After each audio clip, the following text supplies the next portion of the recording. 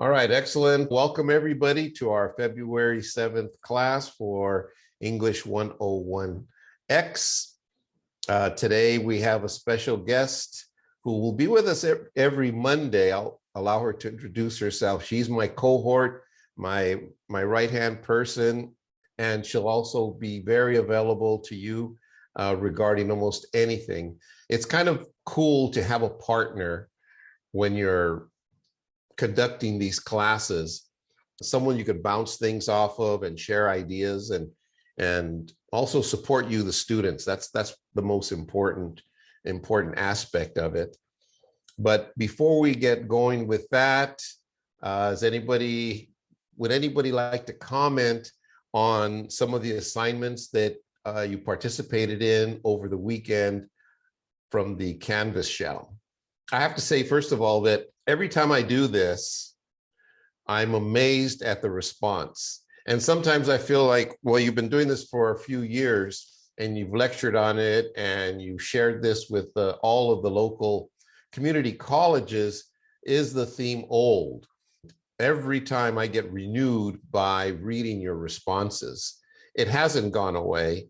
And the whole smartphone screen thing is still very much alive. There's not a lot, again, being done about it. And I have some pretty strong views because I read everyone's reactions to the articles and to their own experiences. Next week, we're going to do something called Observing a Scene, where I'm going to ask you to go and park yourself someplace for a half hour or an hour and just watch, whether it be a restaurant or a park or some kind of gathering, and just watch people's interaction with their phones and their children. And it's always amazing. It's always amazing. So I see we have another student logging on. So I was again renewed, recharged when I read a lot of your responses, especially to the articles, especially to the one that says how the smartphone affects you just by its mere presence. Those authors had written to me before, and I'm going to write to them again and say, have you done any updated research that you might want to share with my students? They may respond, and I think that would be important. But we're going to continue on this journey, and we're going to discover more things about the smartphone, its addiction, if you have an addiction to it. Some people have it under control. And especially, we're going to learn about brain hacking. I've got a Lucy coming on. Good. And there's a person that just says iPhone. I need to know who you are so I can take roll. It is me, Muttasim Abudo. Oh, cool. And so anyway, I feel, like I said, energized to share more information. We're going to cover brain hacking this week, and you're going to see and probably discover reasons why you reach for the phone when it isn't buzzing or pinging or anything. So we're going to go over all of those things in a few minutes. But in the meantime, we have a special guest gallery so everybody can see. And like I said, she's my right-hand person, and she's going to introduce some things to you. Each week, we're going to have her talk about something special. I think the next time around, we're going to do library research, which is really important. A lot of students are unaware of all of the great facilities that we have here and the resources that will really help you write a great paper. Our first paper is the argumentative essay. We're going to go over a little bit of that more so on Wednesday, but today we're going to go over the new module, make sure that everybody knows how to maneuver it. And anyway, I'm going to allow you to introduce yourself to the students, and we will go from there. All right, sounds great. Thanks, Professor. Hello, everyone. My name is Nohea. I am like you said, professor, like an embedded tutor, formerly known as SI tutor, but it might be more helpful to think of it as just an embedded tutor in your course. And like your professor said, it's pretty lucky to have a tutor that's embedded this way. Not all of our city college courses have this privilege. Our resources are limited just like everything else. So certain classes get a special tutor, and I will be here every week, Mondays, 10 to 11, just sitting in on the class, becoming familiar with the materials, things like that. A little bit about myself. I was born and raised in Hawaii. I have been in San Diego since I started undergrad. I'm going to date myself here. This was back in 2008. I'm actually kind of old. So I started undergrad then and living full time in San Diego in 2008 to 2013. And then I started work for City College around, I think 2016, 2017. So I've been working with City College for about 5 years now. And I'm really familiar with the student body, with the professors, and I just like doing this.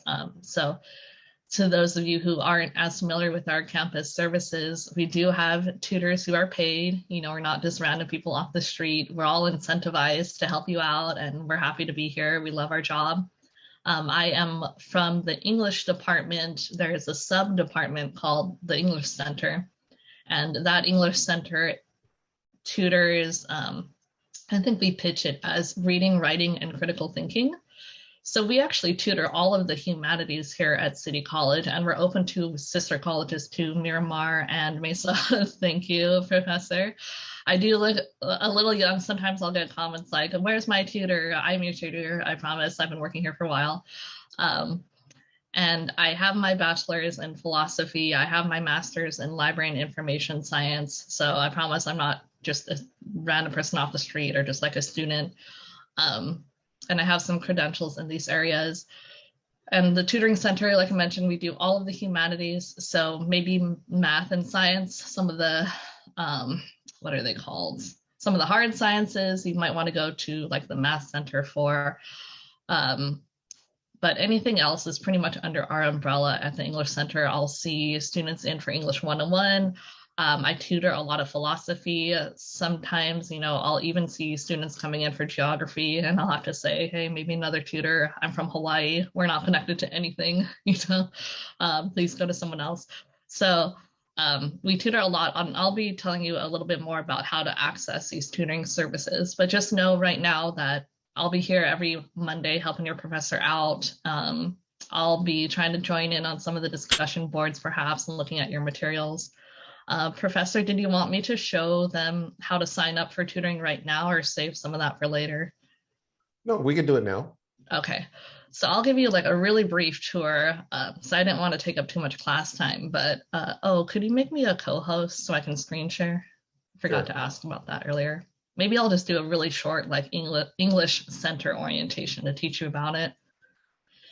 Because aside from being embedded in your class and meeting with you guys on Monday, bouncing some ideas back and forth with your professor, I want to teach you how to independently use the English Center. So say you want to come in for tutoring, not even just with me, you can see any of our English Center tutors say, I'm busy with another student, or you need help in another course. You can always drop into the English Center during our open hours. I'm going to share my screen. So this is the very first step. If you need help with any of your courses, reading, writing, critical thinking assignments, you'll want to register for our services. And you do that by enrolling in our Canvas course shell. And you do that by just going to this really easy link. I will throw this in the chat too. And registering takes less than a minute. I think it's just going to ask for your student ID, the way you sign into Canvas, and maybe your password. Once you sign up, that will, hopefully you can all see, can you see my dashboard here? Yes. Thumbs up, okay, great. So once you register with that link, you'll see this button, this one pop up called the English Center. It basically enrolls you in our Canvas shell, and from there, you will have this throughout the semester. You can access our homepage and all of our information. hopefully it's laid out in a somewhat intuitive way. On the home page, you have our main services if you scroll down a little bit. So say you want to see me for tutoring outside of class, you can make an appointment, or you can just drop in during our open hours, or say you want to see another tutor, doesn't matter. But we have our main services here, start live online tutoring session, and we also have what's called paper submissions, or submit an assignment for tutor feedback. And we also have live workshops that we give every week. Workshops and tutoring, those are kind of self-explanatory. I can answer some questions about them if you have. But for number 3, the paper submission services, that is when, say you don't have time to come in for a Zoom session at all. You are juggling, 5 different jobs, or you have kids, you have some responsibilities stacked up already, whatever it is. But you still want tutor feedback. You can click on this and it will just, maybe I can just do learn more for now. It will just, let me just back up actually. You can look up directions on there, but if you click on this, it'll just take you to a page that asks you to submit in a assignment slot. So say you have a paper you want us to look over and give you some feedback on, you'll do the first slot that's open. 1, 2, 3, doesn't really matter too much. And then it'll just prompt you for some information. I know it looks like a lot, but it's the same information every time, and it'll be muscle memory. We just want some basic stuff. What class is this for? Who's your professor? Do you have any directions for the assignment to help the tutor out? Do you prefer a certain tutor? So pretty self-explanatory, and then you just upload it to our Canvas shell. And the turnaround time for that is pretty quick, actually. Usually within 24 hours, we'll get back to you, but we give ourselves about 48 business hours, just in case we're a little bit busy. And as you will see later on in the semester, the English Center does get kind of busy. So try to familiarize yourself with the services right now. While it is slow this week, take a look at our homepage after you register. And you can always look up tutorials and things like that if anything is confusing, or ask me. But I'm your embedded tutor, but the English Center is here to help with any of your courses, this one included. And what a live session looks like, I don't want that to be scary. All the tutors are very friendly. And Professor, please just stop me if I'm going too long too. But No. I'm giving like my whole spiel now. I don't want them to be too in the dark about what a tutoring session includes. I promise it's really easy and straightforward. When you click on this Start Live Online Tutoring Session, that's going to take you to our English Zoom lobby. It looks kind of just like any Zoom window would. A front desk person will ask you, or they'll greet you. They'll say, "Hello, Genesis or Alicia. Welcome to the Tutoring Center. Are you here to see a tutor?" You'll say yes, and if you have a preference, you can name any of those. I want to see Nohea, she's my absolute favorite, or I don't mind, I want to see the next available person. And the front desk will know what to do from there. We'll just collect some student information and put you in a separate breakout room. And then from there, the tutor will meet you. The wait time on that is usually pretty quick too. We have it pretty streamlined. You'll wait maybe a couple minutes and the tutor will arrive, and from there, I'll stop the share right now so I can see everyone too. And from there, you'll just negotiate with the tutor what you want to work on. We're not going to force you to work on certain material that you don't want to, or have you go over really, esoteric exercises, nothing like that. We'll negotiate what you want to work on. And some sessions, it lasts anywhere from 5 minutes if you have a few quick questions to I'll have students coming in sometimes over an hour, depending on interest and availability of the tutors. So I'll have quick questions ranging from, Nohea, I don't understand the prompt, or Professor wrote really good directions, but I'm having trouble with step number 3. Any of that is up for grabs. And you don't have to have an entire essay done to see a tutor. Some students think that they have to come in with a lot of work completed. We can even help you with brainstorming or just helping you understand a concept. All of that is up for grabs as well. We've been doing this for a long time. We've only been online for about 5 semesters, but we've had that pretty streamlined, I would say. So I don't want you guys to be afraid. Please sign up for that link in the chat and just do this today while we're all thinking about it. Register so you have that button on your dashboard. And you can set up appointments with me, with the front desk, or just ask me when you see me here.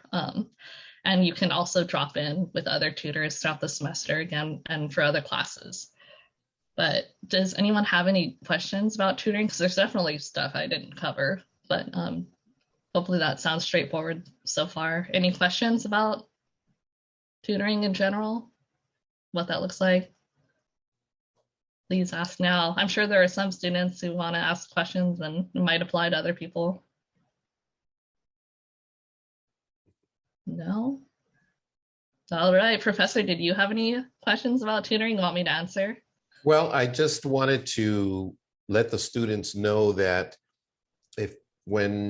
that part of this course is visiting the tutoring center at least 4 times during the semester, and at least once per major project. We have 3 major projects of 1,500 words.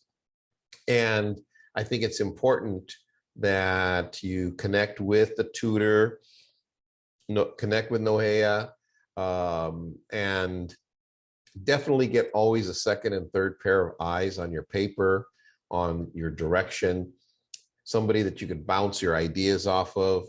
We're here to make sure that, let's say, once we start the writing process, that you stay focused on the prompt and the direction of the writing.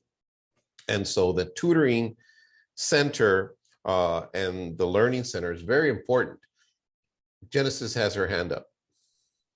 I was just wondering, how can we prove that we are going to tutoring? Because I have it on my dashboard, but do we have to like show you or record or something? Oh, that's a great question. So the tutoring center will take care of that end for you. As long as you give them your basic information, they'll prompt you when you enter the Zoom. They'll say, hello, Lucy or Genesis, welcome to the tutoring center. I'm just going to take some information, and they'll throw a message in the chat that basically just asks you for your course. So if you want credit for this course, make sure you list Professor Rodriguez, English 101 X, right?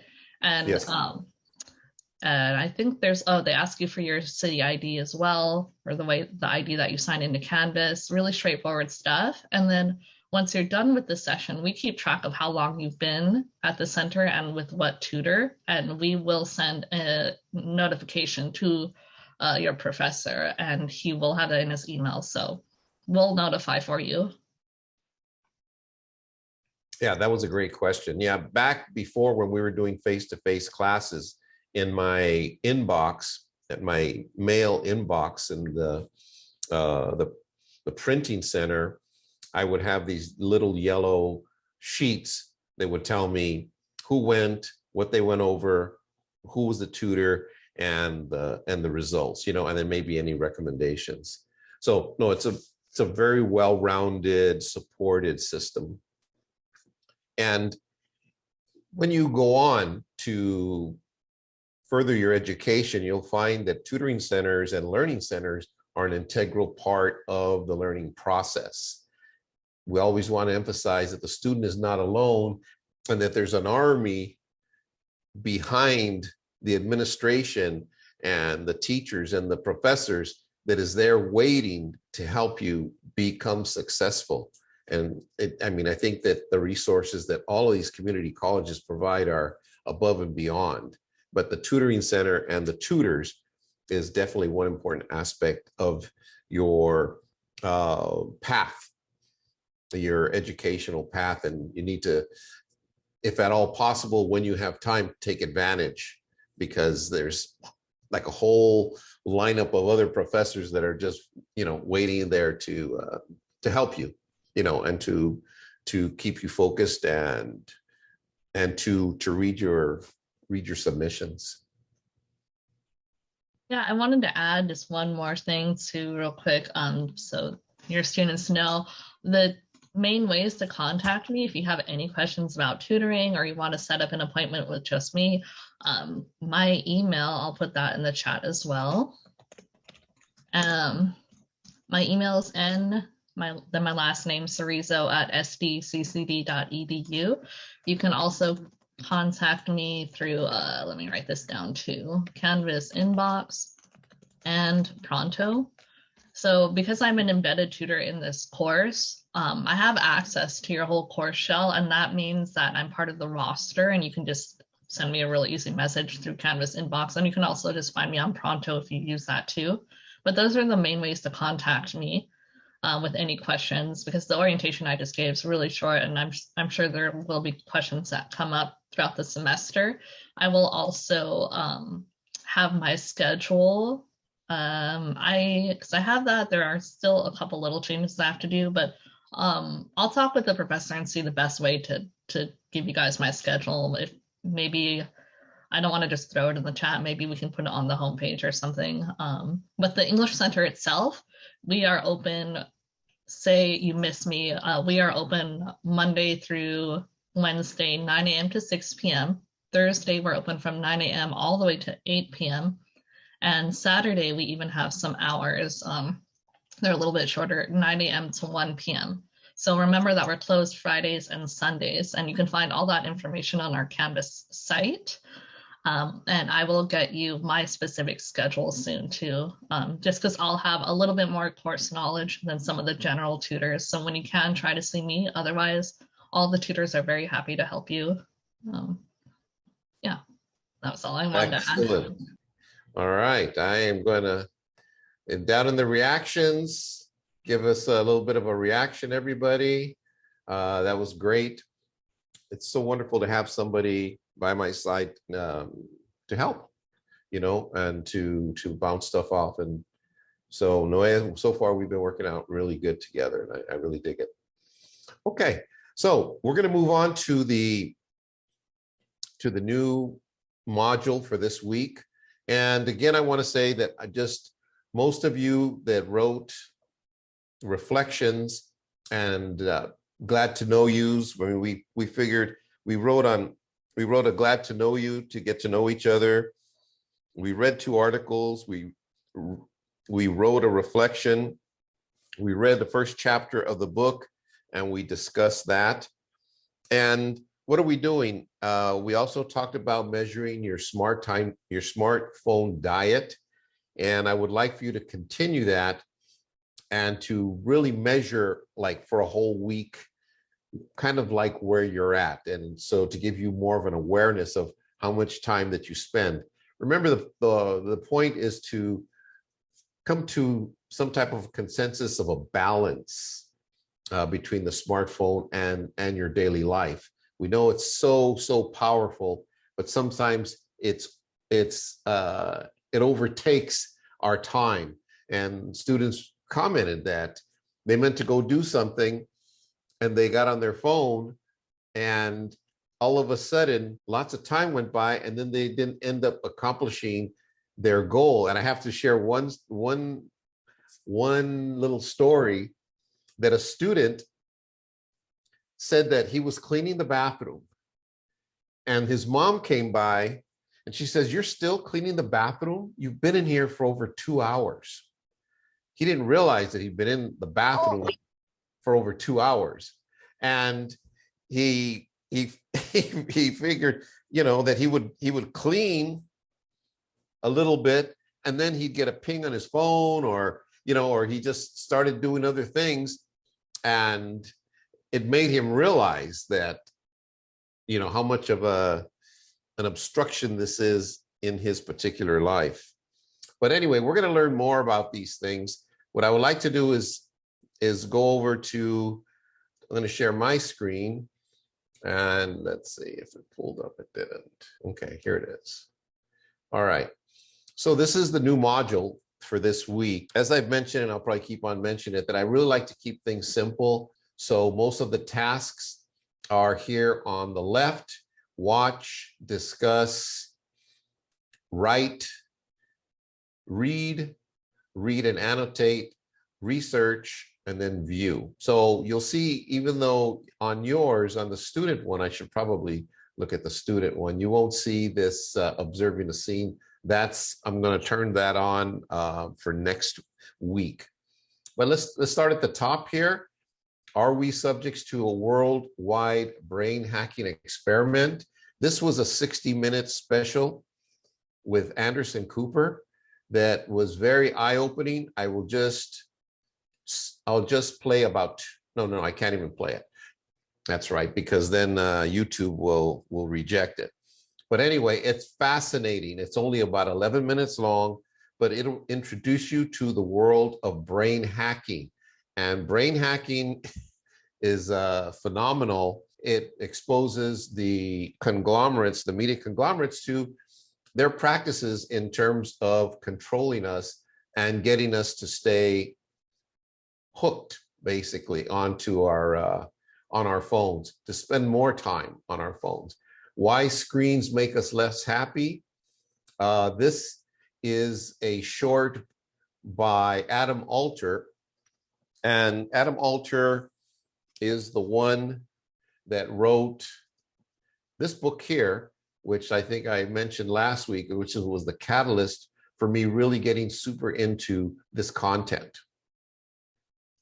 And it's really, really fascinating what he has to say about our time, and why screens make us less happy. Fascinating. And it's not very long. I try to keep all of these presentations around 11 or 12 minutes if they're TED Talks and videos. Remember, I always go back to the module. It's just easier for me to move around in Canvas. Are you lost in a world like me? This is the video that we watched together last Wednesday. It's here again. Why? Because I'm asking you to reflect on it. Down here, write a reflection on the video. And then procrastination. Like I mentioned early in the presentation, one of the presentations last week, is that this is kind of like a gym for the mind. One of my purposes I always find is I'm trying to sweep out things that get in your way of becoming successful. And procrastination is a big one. And so this is a fascinating, again, another TED Talk by this guy. It's very funny. And he introduces you to the procrastination monkey. And so I think what we'll do is most students, you'll recognize a little bit of yourself if you're a procrastinator in this video. I'm not asking you to write anything, just to check it out. And then brain hacking, are you a victim? You'll write and discuss with other students on the 60-minute presentation. Like I said, it's only about 11 or 12 minutes. So you're going to share some of your ideas, especially, it's going to be as revealing, if not more so, than having the smartphones nearby affects your cognitive thinking. Here we're going to discuss rhetoric and its importance. We opened up some information about it by reading the very first chapter in the book. And here we're going to talk a little bit about more about rhetoric and its importance. Here is the Are You Lost reflection. Here, this is probably one of the most fascinating writing projects or assignments that you will do all semester. They are so intriguing. I'm asking you to write a letter to your phone. Write a letter to your phone. And it says, as we've discussed, the smartphone has become a part of who we are. It's a part of our identity. And for some, it's much more than that. It's a lifestyle. We've also discussed how we have developed a relationship with our smartphones. Write a letter to your phone discussing your positive or negative or in-between relationship with your phone. You can tell your phone what you like and don't like about the relationship or how you may want to change the relationship. I leave it entirely up to you. Also share if your cell phone has a name. Believe me, the letters, I have felt like putting them all together in a compilation because they are so revealing. You'd probably be surprised, a letter to my cell phone, what am I going to write? Once you start writing, you may not be able to stop. I've had some pretty lengthy letters throughout the semesters, but they're fascinating. It opens up a reality check with some students. Let's see here. The next writing assignment is argument beyond pro and con. We're writing an argumentative essay. This, again, one of the reasons I like this Understanding Rhetoric book so much is because it uses graphics to explain things, and it just makes things like have almost like a 3D presence, 3D information about writing an argumentative essay. And you're going to also reflect on that. Here, students, it says read and annotate. What I've gone ahead and done is, even though I haven't even asked you to start writing yet about writing on the argumentative essay, this is the prompt. This is the prompt. And the prompt, I mean, there's lots of information here. I'm going to have you start to write pretty soon on the essay, but it says write an argumentative essay on the addictive effects of smartphone/social media use among teens and whether extreme use of social media affects the mental health in teens. Once you start doing some deep research, peer research articles, well, what does that mean? That means that the articles that you're going to use to support your contentions are reviewed by professionals in the field. So when we take a look at the prompt, we look for words that are important, that stand out, that we're going to sprinkle throughout our essay. And some of them are what? Addictive, social media use among teens. Remember, I didn't create a prompt that is like so widespread, but it's really focused. We're focused. What are we talking about? We're talking about teens. We're talking about young people, its effects, and especially on mental health. You're going to find some astounding statistics regarding this. So this is, you can take a look at this. The reason I want you to annotate it is because I want you to go through, underline, highlight. There's so many good ideas here that will help you to focus on what you want to say, what you want to argue in your essay. Anybody want to say something? Yes. How do I, highlight on this paper, and how do I turn it in? You would probably download it. You don't have to turn it in. This is for your own use. That's why I have students annotate it. I ask them to annotate it. I'm going to go back to the module.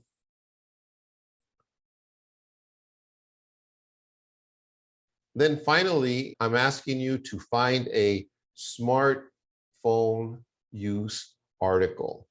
Do a little research.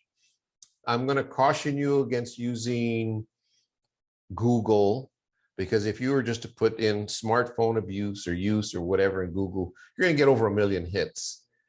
So you want to use some other forms of research. Do you have any ideas, Noea? Can you share some other ideas for them to, I'm asking them to research and find a good article on smartphone use. And then they're going to write a little summary of the article and its conclusions.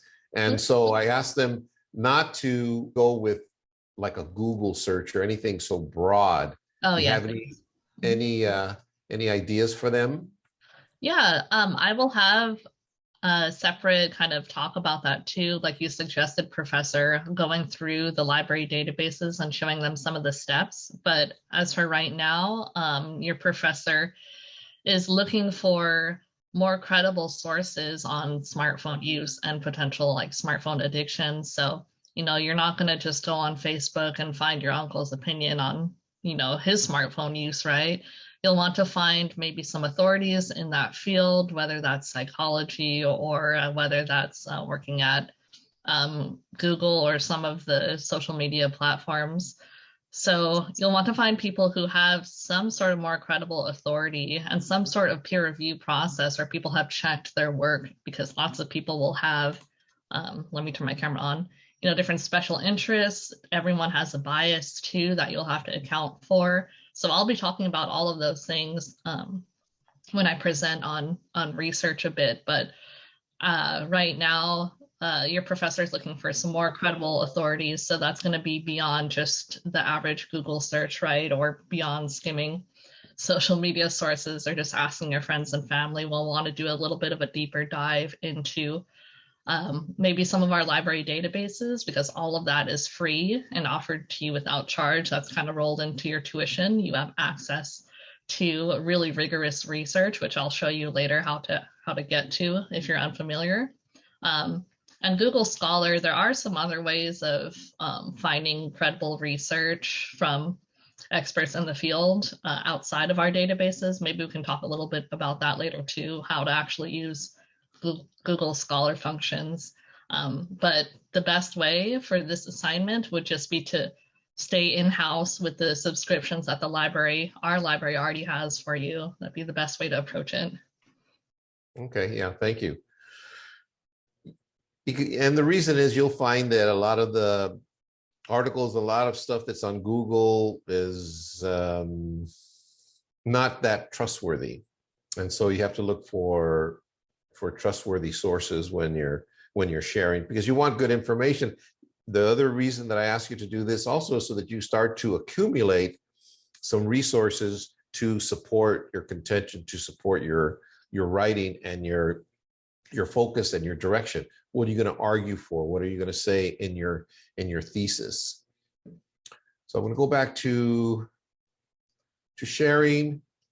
And finally, at the end here, how to write a thesis statement. And I usually call this thesis statement a roadmap. So you get an idea that, hey, we're going from here to there. How are we going to get there? I have here a model of a first paragraph. So you can kind of take a look at what another student wrote as their opening paragraph. And the reason I put this here is because I always, especially with the argumentative essay, I start you off on one paragraph. Why? Because I want to make sure that you're going in the right direction. When I first started teaching, I'd have students, write their very first draft, right? And so then they would turn it in and they were completely off base. And so then they had to go rewrite so much, and they felt like all that work was for naught. So my answer to that was, okay, well, let's all write a really good opening paragraph. Let's make sure that we're headed in the right direction, that we have a good thesis statement, and then continue to write the rest of the essay.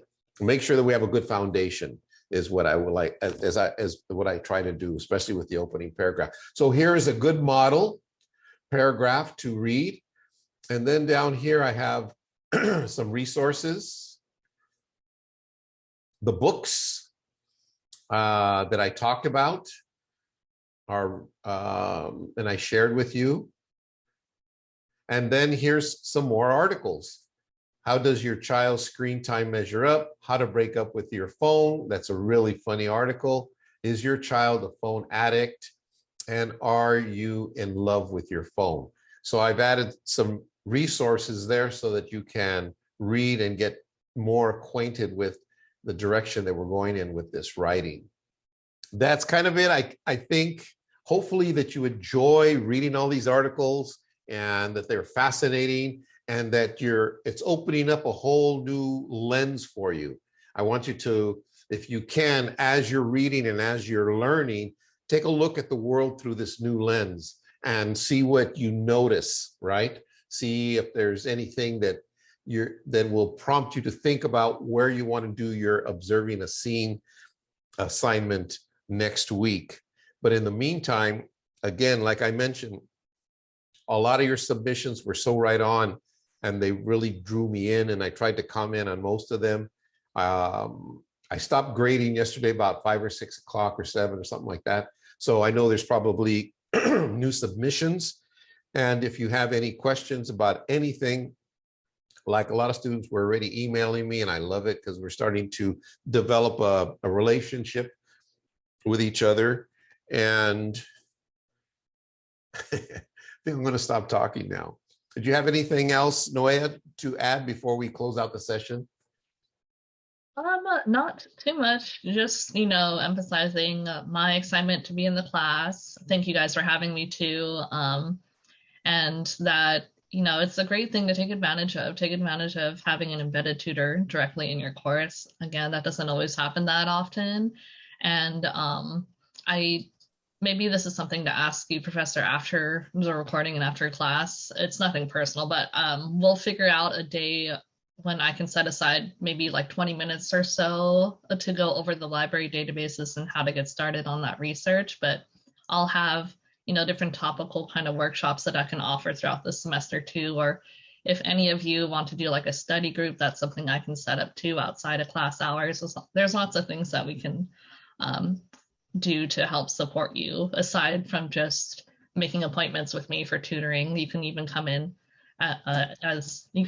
with groups too if you know, if you are getting a feel for the service, you've never been to tutoring before and you want to take one of your friends, or if you guys have a topic you want me to talk about a little bit more, we can set up a workshop or a study group. That's also something. So yeah, excited about that. And Professor will figure out a time for me to go over the databases because I know that argumentative essay is. All right, I'll just open up the floor to anyone that has any questions regarding anything we've covered today. All right, well, it was a great session. I'm so glad you all showed up. We'll have more really cool stuff coming up this coming Wednesday, and have a great day. Bye. Thank you, Thank you. thank you, Bye. Professor. Thank you. Bye. Thank you.